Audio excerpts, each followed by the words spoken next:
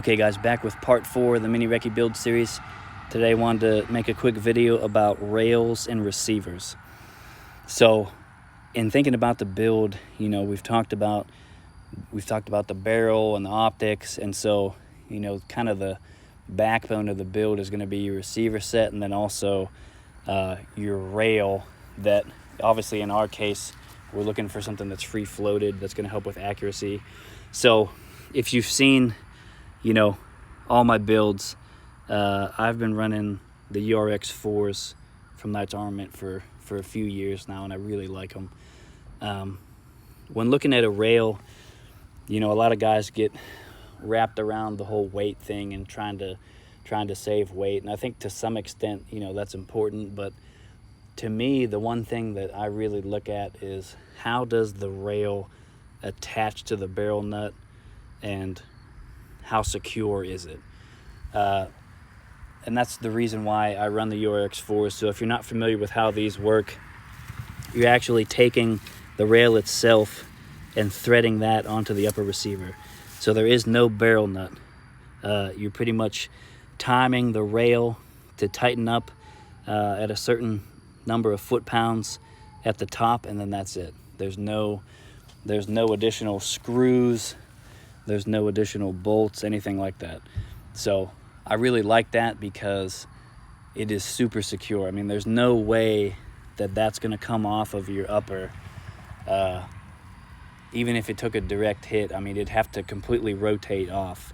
And I can tell you, if you follow the instructions, the amount of foot-pounds that you put on these to tighten them, it's just not going to happen. So I think we're all familiar with the style that kind of uses either proprietary or standard barrel nut. The rail slides on, and then there's 2 or 3 screws at the bottom that kind of pinch the rail. I'm just not a big fan of those. I've just had instances where even at the specified torque values, the rails come loose. There's always a question of is the diameter of the rail thick enough to withstand an impact. And so I can tell you that the Mini-RECCE 4s, they're definitely not the thinnest in this category, but I mean, to me, they've got the right thickness of material to be able to have a good amount of durability. So that's why I like them. I mean, the hassle with these is that you're gonna have to install the rail first and then slide your gas block and gas tube on, tighten them up through the rails on the bottom, and then put your muzzle device on.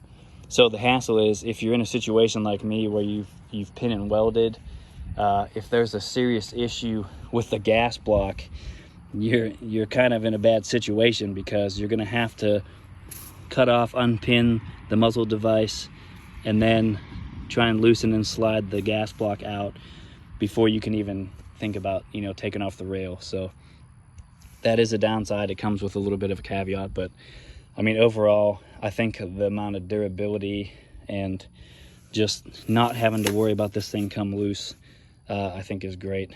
I'm not saying that there aren't other good rails out there. I've run everything from Geisley to Centurion Arms and a few other ones. I just kind of settled on these. So leave a comment below with your favorite rail. Also, just in general, when thinking about receiver sets, I don't really have a problem with billet.